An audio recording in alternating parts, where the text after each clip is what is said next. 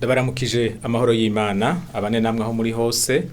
Turi muri rwa rukurikirane rw'inyigisho itara, inyigisho zidufasha gutahura ukuntu Imana ishaka ko abantu bayo babaho, ukuntu abana b'umuco babaho, inyifato zabo, ingendo zabo, ubuzima bwabo muri rusangi. Muri iki cigwa tuza kuvugana ku ijambo ry'ukwezwa, ni sanctification, abamenyereye kurisoma mu Gifaransa, ni ijambo tubona muri Bibiliya. Ijambo rifise insiguro ikomeye mu bijanye n'ubuzima bwacu bwa misi yose nk'abakristo. Nitwa Asher niyo nizigiye, nkaba ndabahaye kaze muri kino cigwa. Ijambo tugira dufatireko riri muri Bibiliya mu kuganira kuri kino cigwa kivuga ku kwezwa, riri mu Baheburayo 12 ku murongo wa 14. Abaheburayo 12 ku murongo wa 14 havuga ngo mukurikire kugiriranira amahoro n'abantu bose n'ukwezwa, kuko ubutejejwe atazoraba umwami. Iri jambo ryerekana ukuntu ukwezwa bifise ingaruka ku bijanye no kubona Imana no kubona umwami. Rivuga ko ubutejejwe atazobona umwami. Ngira ngo murumva yuko kwakira agakiza ni ikintu ciza, mugabo ni intango y'ikindi, ni intango y'ubuzima. Ubu buzima rero tubamwo nabwo burafise inkurikizi ku bizoba mu nyuma yabwo. Iri jambo ry'ukwezwa rifise insiguro yo guhinduka, yo gukora ivy'Imana ishaka, yo guheba ivy'Imana itubuza, umuntu akamenyera kugendera ku murongo w'ijambo ry'Imana. Birafise aho bihurira na rya jambo twabona muri Zaburi rivuga yuko ijambo ry'Imana ari ryo rimurikira ibirenge vyacu. Mu vy'ukuri irya mvugo isigura hanini ko ijambo ry'Imana ari ryo rimurikira ubuzima bwacu, kuko abayuda bafata ubuzima nk'urugendo, niyo mvugo ngereranyo bakoresha. Kubaho twubaha Imana bigereranywa n'umuntu afashe urugendo hariho itara rimurika ahaca. Rero kuvuga ngo turabana b'Imana, ngo turabana b'umuco, bisigura yuko dutegerezwa kwisunga uko ijambo ry'Imana rivuga. Iryo naryo uryumvirije rirafise ibintu ritwigisha, rirafise ibintu ridusaba gukora, rirafise n'ibintu ritubuza gukora. Kugendera rero muri uwo murongo niko kwezwa. Ukwezwa ni igikorwa Imana ikora mu buzima bw'uwizera. Namwe muravyumva uvuze ngo kwezwa, iyiwe ihereza yerekana yuko ari ikintu umuntu atikorera. Sico kimwe n'ijambo gufungura nk'akarorero.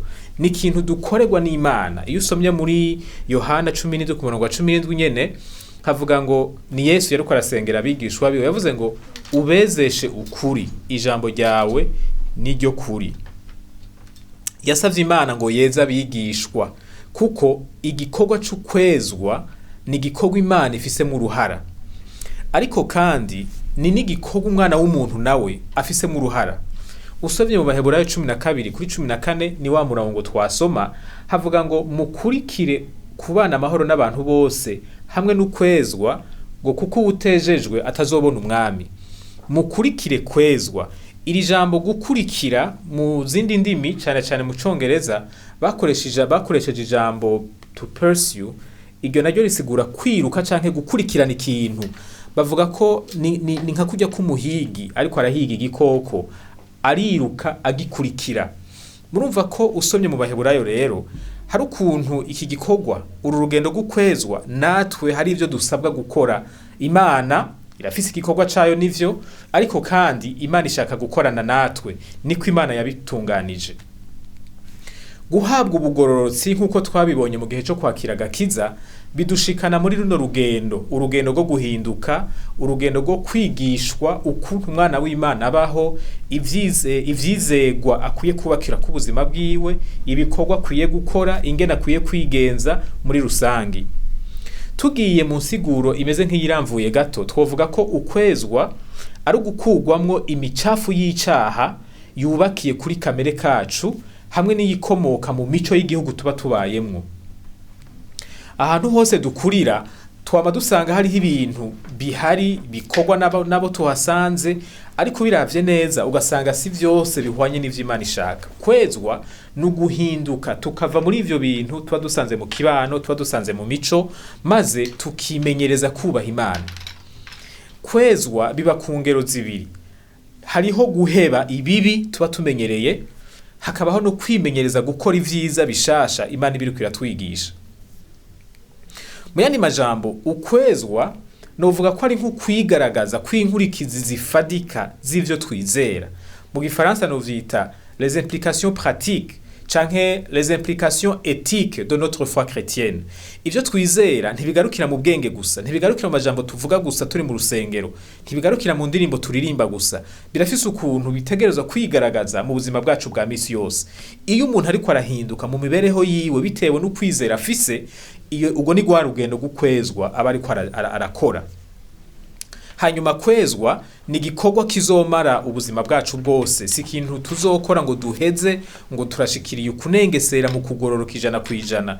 Tuzorinda tuva muri ino si, tuzorinda tuva muri uno mubiri, hari ibintu tukiriko turiga, hari ibintu tukiriko turimenyereza gukora, hari ivyo tukigwana navyo. Hanyuma igihe Imana izokura abagororotsi mw'isi canke igihe izozura bazoba barapfuye, izokora ikintu mu guhindura imibiri yacu ku buryo agatima nkunda caha katazosubira kutubamwo, kandi muri ico gihe twese tuzoca dushikira ukunengesera mu kwera mu buryo bwuzuye 100% tuba abagororotsi bazirana n'icaha. Ni kuki ukwezwa gukenewe? Ukwezwa kurakenewe kuko igihe twakira agakiza hari bibi tuba twaramenyereye kubamwo, ariko tumaze kwakira agakiza Imana ntishaka ko tubigumamwo. Ico kintu Imana yifuza, uko kuntu Imana ishaka yuko duhinduka, niko gusigura igituma ukwezwa gukenewe. Turinjira mu nzu y'Imana, Imana ikatwakira, ariko ikavuga iti uko muje mumeze n'abakiriye kubw'ubuntu, mugabo ndashaka yuko muhinduka, mumenyere kuba nk'abana banje. Ica kabiri, ubwenge bwacu canke ivyizerwa vyacu vyarinjiwemwo n'ibintu binyuranye n'ivyo Imana ishaka. Reka ndabere nk'akarorero. Muri kino gihugu c'u Burundi hariho ingeso, hariho umuco mubi w'amacakubiri.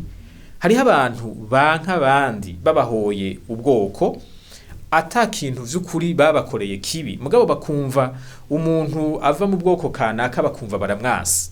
Kandi ivyo ugasanga mu mutwe nuko bimeze, nuko bavyumva, nuko bavyemera, nuko bavyizera. Uko nukononekara ko mu bwenge kwakomotse kuri Satani kuza kwinyegeje mu mico yacu, kutwinjiramwo biciye mu vyo twabwiwe no mu vyo twabonye. Ivyo biri mu bintu Imana ishaka kudukuramwo kuko binyuranye n'umuco wayo, binyuranye n'ubuzima Imana idushakira. Imana ikirema abantu yabashizemo ishusho yabo bose, yayo bose, ntabo yagize babi kurusha abandi, bose yarabateye iryo teka ryo kugira agashusho kayo. Iryo niryo jambo Imana ishaka ko rirongora ubuzima bwacu mu bijanye n'imigenderanire tugiriranira n'abandi bantu. Hanyuma icanyuma novuga nuko tutabayeho mu kwezwa ntituzobona Imana. Twabisomye muri ca gitabo rya kete ryandikirwa Abaheburayo igice c'12 ku murongo wa 14. Mukurikire kwezwa no kubana neza n'abantu bose, kuko utejejwe atazobona umwami. Murumva yuko kwezwa ari ikintu dukeneye twese nk'abana b'Imana. Mbega kwezwa bigenda gute? Nico kibazo nashaka mbandaniririzeko. Kuko twabibonye, kwezwa ni ikintu twebwe dufise intererano dutanga, ariko kandi n'Imana ikorana natwe canke dukorana n'Imana. Imana iradusaba kugira uruhara. Mukurikire kwezwa, mwibuke ngo ntiyakurya umuhigi akurikira igikoko ariko arahiga. Si ikintu umuntu agira atanga uvashizemwo, ni ikintu gisaba umwete, ni ikintu gisaba kugishiramwo ugushaka, la volonté. Nukuvuga birasaba ko tumenya ico Imana ishaka, hanyuma tukimenyereza kugikora. Iyo niyo ntambuko yacu, kumenya ico Imana idushakako, tugaheza tukimenyereza kugikora. Ijambo ry'Imana riravuga ibintu vyinshi Imana idusaba. Ivyo nivyo dutegerezwa kugira umwete wo gushira mu ngiro. Ariko rero ntidushobora kwikiza ubushobozi bw'ingeso mbi Imana itabidufashije. Nico gituma muri uko kurondera kubimenya tubirondera mu ijambo ryayo, kandi muri uko kurondera kubikora turasaba inkomezi z'Imana. Mpemu yera aba muri twebwe akatugida, akaturongora, akatwereka ukuntu twobikora, akadushoboza ibitunaniye, kuko muri kamere k'umwana w'umuntu harimo kuneshwa, harimo intege nke. Nico gituma Imana yiyemeje guhagarara ku ruhande rwacu kugira ngo muri iki gikorwa c'ukwezwa ntibihave bitunanirira mu nzira, idushoboze, iduhe inkomezi dukeneye, maze dushobore gutera intambwe mu kwezwa. Mu yandi majambo rero, naho Imana ari itweza, hariho ivyo dusaba natwe gukora.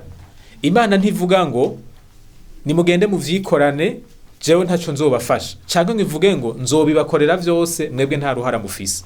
Imana irashaka yuko natwe uru ruhara idusaba turukora.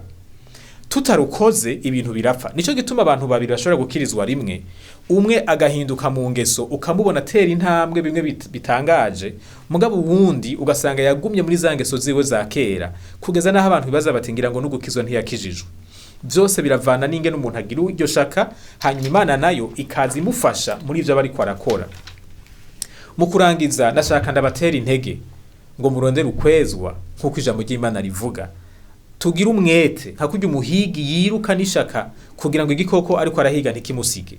Natwe tugira umwete wo guhiga ukwezwa kugira ngo ntikudusige. Ntiduhimbagwe no kugumaho turi uyu munsi, kuko hariho ibindi vyinshi tutarashikako kandi Imana yifuza ko dushikako tukiri hano mu isi. Haracariho intambuko tugikeneye gushikako. Ndabasaba ngo tugire iryo shaka ryo kwama turondera gutera izo ntambwe.